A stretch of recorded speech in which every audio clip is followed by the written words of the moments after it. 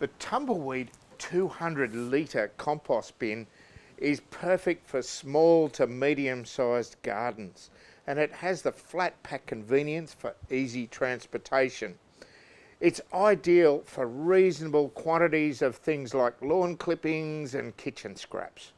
Easy to set up with strong and reliable Australian design, manufactured from 100% recycled UV protected plastic, the Tumbleweed 200-litre compost bin is an ideal way to start a sustainable waste management practice at home, where you can turn your household organics into a rich natural fertiliser.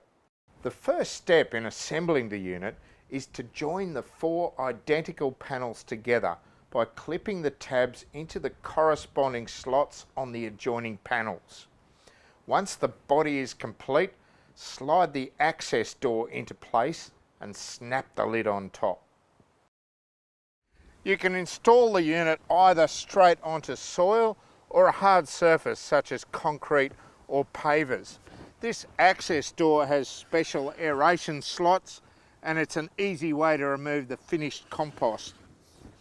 But for a more complete guide, why not watch our full composting video on this site?